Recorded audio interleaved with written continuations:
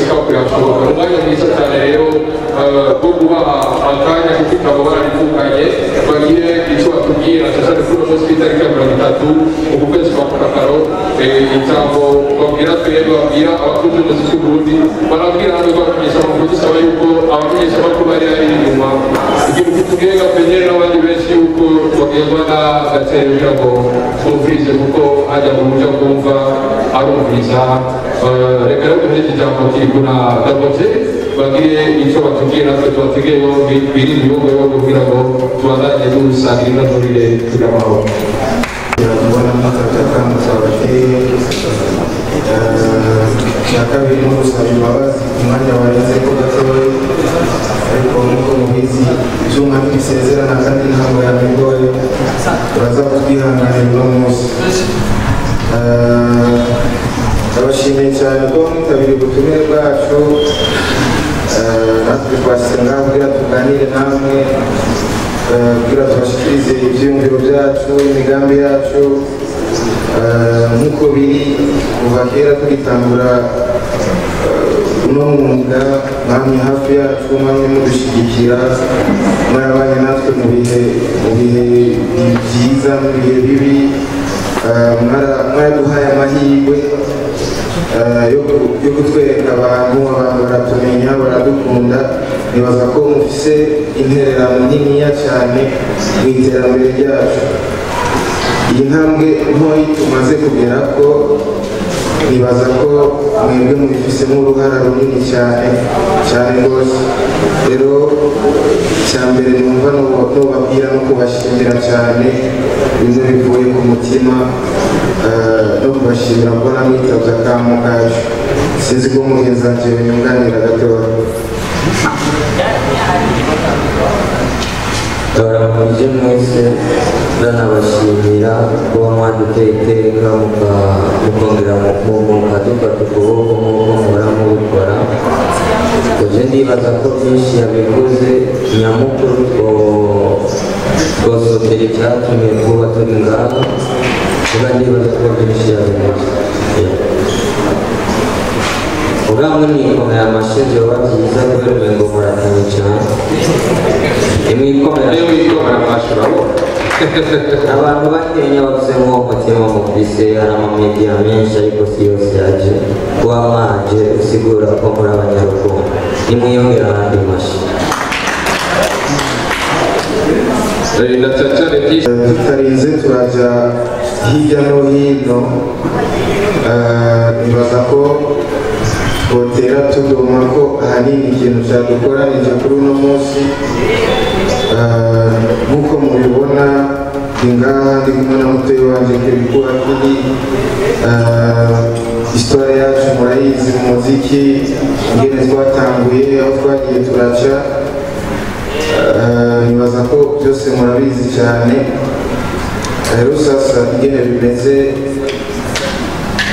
umuvukanyi nahawe n'umuziki umuziki waraduhuje ibintu usanga tubyumva kumwe dusanga ibintu tubibona cyo kimwe niyo mpamvu natwe twahisemo kuba ikintu kimwe rero kuri uno mugoroba twari twifuje kubashyikiriza ikintu kiduhuje jewe na mutoyi wanje Keriku Akili ikintu twubakiye ko jewe nawe kubera nk'uko nabibabwiye twahisemo kuba ikintu kimwe kuravye na histoire zacu muri kariyeri zirasa twese twavuye ruguru tuza kurondera ubuzima ngaha rimwe na rimwe hari igihe vyagiye vyanga ahandi bigakunda twagiye duhura n'ibintu vyinshi bitandukanye mu bisanzwe twaricaye hasi dusanga ubuzima bwacu ibyo tubayemo ni ibintu bimwe kandi tubona ko dukwiye gushyira ingufu hamwe kugira twese dushobore gushyika imbere dushobore guteza imbere igihugu dushobore guteza imbere imiryango yacu kubera dufise abantu benshi bari inyuma yacu batwiteze dufise batoye bacu n'Uburundi muri rusangi baratwiteze ko ibintu byinshi rero twe twarabye tuvuga ati biciye mu mpano yacu, biciye ku rukundo abantu badukunda, abamenyesha amakuru badukunda, twahisemo gukeya ikintu kiduhuza twese muri rusange, ikintu gifite insiguro nini mu banyagihugu, yaba umunyagihugu mutoya cyangwa uwo ari we wese. Twahisemo kugira ikintu umuntu wese azabona akavuga ati jewe ndi proud n'iki kintu, ndi proud n'iri zina, ndi proud no kuba navuye iwacu nkaza kurondera ubuzima ino. Uko biri kose sintegerezwa kwibagira iyo navuye, jewe ndi uwa hariya, rero ntegerezwa kuvyishimira nkabikundisha n'abandi bakabona ati uyu muntu arishimiye iyo yavuye, uyu muntu arishimiye icyari. Ni muri iyo mpamvu rero twebwe kuri uno mugoroba twahisemo gushyira ku mugaragaro, umugabane gato si ku mugoroba, ni kuri uno mutaga twahisemo gushyira ku mugaragaro ni brand yacu, brand ya Kiriku Akili hamwe na Double J. Ni brand duhuje, ni brand twiyumviriye bivanye n'ubuzima twe ducamo, bivanye n'ubuzima bw'abanyagihugu presque nka bose mu Burundi bacamo. Rero niyo mpamvu twahisemo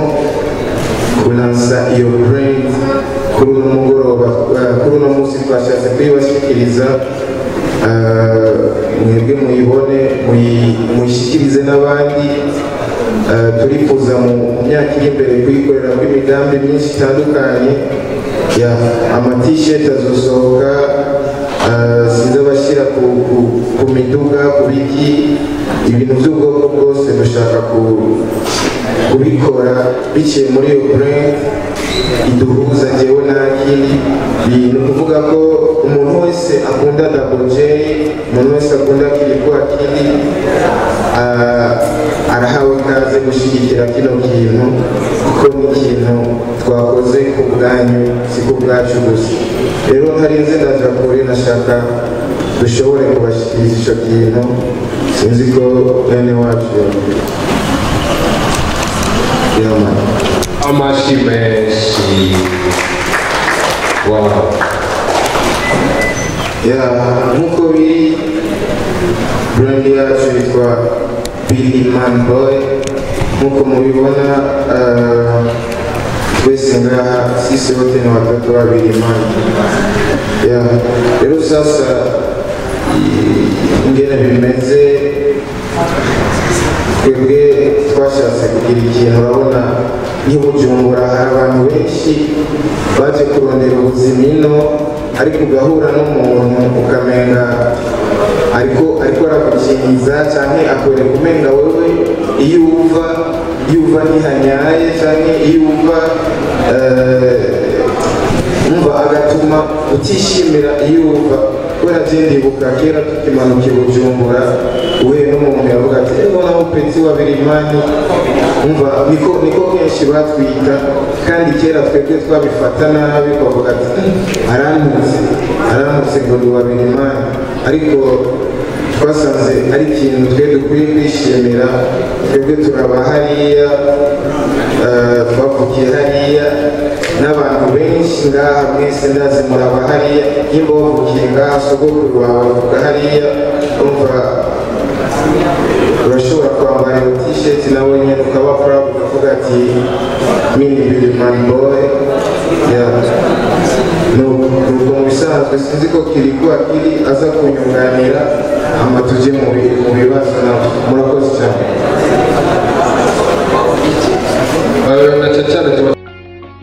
Bakora yuko ibibazo ingene bitunganijwe tuza kubaza ibintu biri kuri uno murongo w'ibijyanye na kino kintu cya Billy Man Boy. Ibiri imbere n'ibiri inyuma yo ngaho, ibyo bibazo nibaza ko bazobasanga mu mamedia y'iwanyu, haba mu maradiyo cyangwa mu matv online, bari babwiye mu mwanya wiyakuye. Ariko uno munsi twaje kugira batubwire iki kintu cya Billy Man Boy. turatangura rero n'ibibazo reka dore kwa Andri Promota dusubire kuri uyu mugabo n'uyu amaze turabandi ibibazo bitatu bya mbere biheze ashaka mbere yo ikibazo cya mbere cya Andri hariho n'ibindi bibazo yabajije bisana na Andri aza kugerageza kubyishyurira hamwe kubera ikibirima ndaboje yabisiguye kubera ko turababirima twifuje yuko buri muntu wese ava ruguru aje guhiga ubuzima ino atoshirizwa n'iryo zina azokumva yuko rigaritse abe proud naryo yumve yuko kwitwa umuntu wabirima ataco bitwaye niko nokishyurira yabajije iyi brand twayikoze izofasha iki kugwaruka twebwe intumbero nyamukuru ni kwigisha no kugaruka gukeya ibintu byabo gukeya akazi kabo rukiga kudakorera abantu rukiga kugira ikintu kizokwamaho nubwo buba rutakiriho tubimenyereye hanze umuzungu ntibashobora gutegura akazoza k'umwana ataninda yigera atera ngaha mu Burundi mugabo cyangwa muri Afurika tubayeho muri nta myaka ijana n'icyo Imana yompamagara mugabo nta na hamwe biba byanditse nta na hamwe wo kubaza ati ibyo bisomye naho bisoma twagize brand turafise imiryango yacu turakunda igihugu cyacu uyu munsi turiho ejo tuzoba tutakiriho hariho abazobaho tutakiriho kandi ntibisigura ko tuvuyeho imiryango yacu izoba ivuyeho izogumaho turetse n'imiryango yacu igihugu kizogumaho iyi brand izogumaho izosigara ifasha batonya batigu ifasha umuryango wa Daboje ifasha n'igihugu muri rusange ingono cyishura murakoze hariho gerageje kwishyurira hamwe hariho babajije ati eske ni label cyangwa bimeze gute ariko novuga ko muri uno mwanya ntitwohendana ngo ni label ariko biri mu migambi izina rirahari Imana niyahezagira tuzongera kuri Billman Boy Record tuzongera kuri Billman Boy Entertainment ariko muri uno mwanya igikuru nuko tubanza kurasa iyo brand hama ibikorwa bitandukanye mu mashami atandukanye tuzogenda turabishika ko buke nkuko twabahamagaye uno munsi hagize ikindi kintu twongeramo muri uno mugambi wacu tuzobibamenyesha sinzibonye bwawe nk'uko tuvuze ntabwo ari label kuko tunababwira ukuri ntabwo ubushobozi dufise bwo kugira label mugabo twahisemo kugira ibintu kanaka kiduhuza twese hama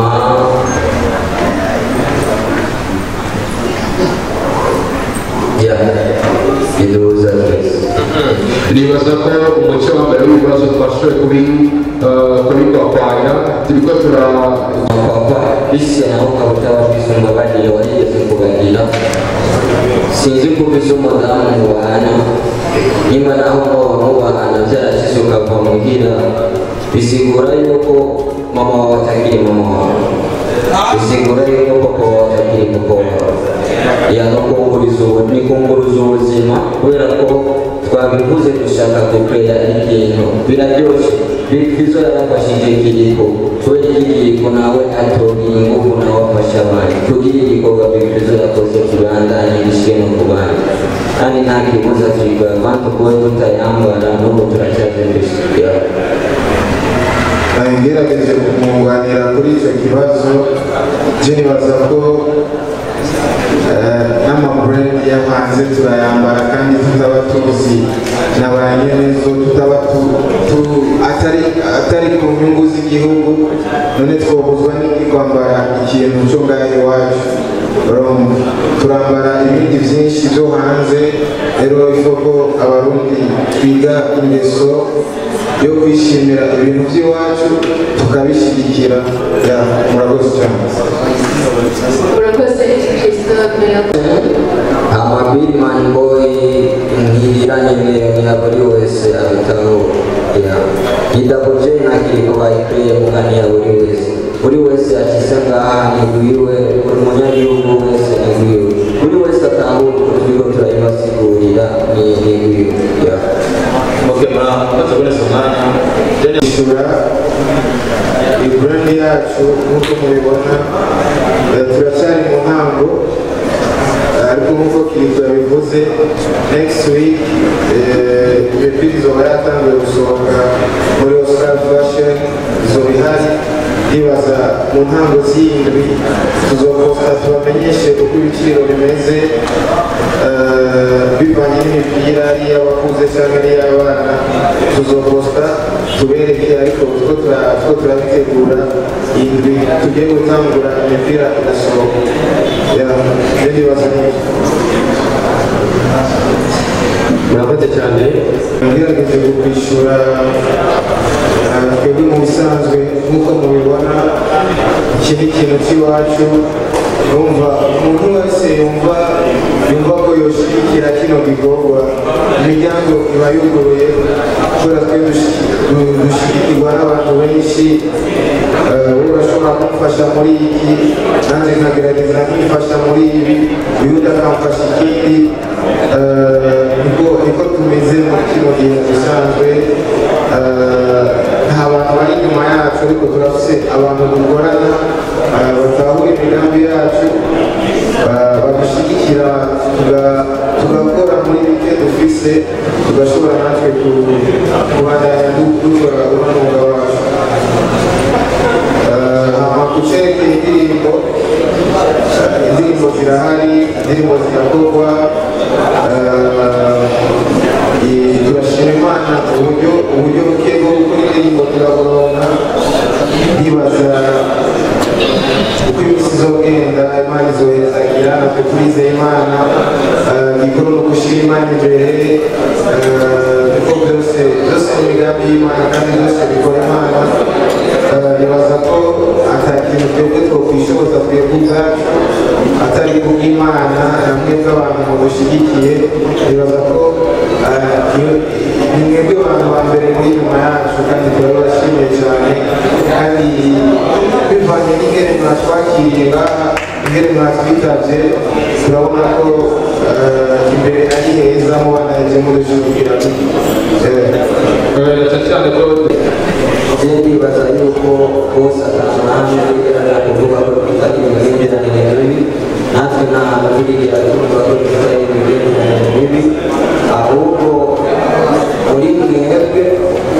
ni mwebwe harimo abashaka kubaka icyo kintu cy'imigenderanire mibi ariko nabo ubundi nta migenderanire mibi kandi twarasabye imbabazi cyane muze kutubabarire turafise ahantu henshi twifuza gushika mureke gushaka kuguteranya n'umuntu yagize icyo afasha muri ubu buzima bwacu kubera ko biri kose aho tuzoja hose ibyo tuzokora byose harimo fondasiyo ya Bebizo harimo ibintu yafashije kandi iyo turimo baragerageza nko guteranya gutyo aba ari amakosa kubera ko hariho abantu benshi muba bariko murikira uretse na Bebizo kuvuga ko tuzoja gufasha undi muntu hariho umuntu akavuga ati ujya mu bishobora kumufasha namufashije gushaka kiri kuba namufashije agenda avuga ubu ariko ugasanga ibintu bimwe muri uko kubaka rero nanyuze nigeze kuvuga ntabwo nanga kugira ndamuvuga nabi kandi imbere y'amamediya imbere y'abantu ndemera yuko ari umubyeyi wanjye afite icyo yakoze mu buzima bwanjye turasaba rero imbabazi n'ukuri ko tubabarire muze murashaka kuduteranya n'abantu bafite icyo bakoze mu buzima bwabo tukibiteguye iyi suka iri muri Goodman Boys ivuye gukora isiguye umukozi tugiye gukora cyane kure ahora dukora tugiye gukora cyane kure murakoze cyane twese somanti muri makuru Bishop TV ariko kubakumira ahubwo kibe ikigwa kuri bo cyo kumva bishimiye iyo bava aho bavuka n'icyo bari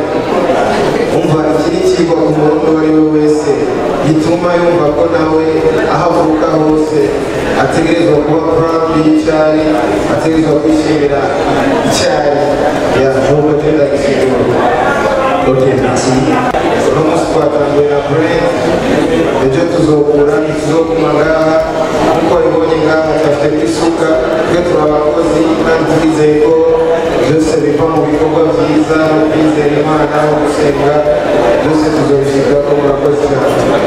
Ok, merci. umugore azoba proud no kwambara ikintu nk'iki azoryoherwa kukibona kandi twe turi hano kugira turyohere abanyagihugu kugira tubashike ku mushaha tubakorere ibintu baba bifuza sinzi rero ko tugerageza kubasigurira nk'uko mubibona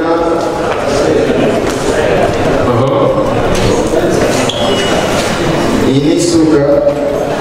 ni isuka isigura umukozi umurimyi kororazi ahanini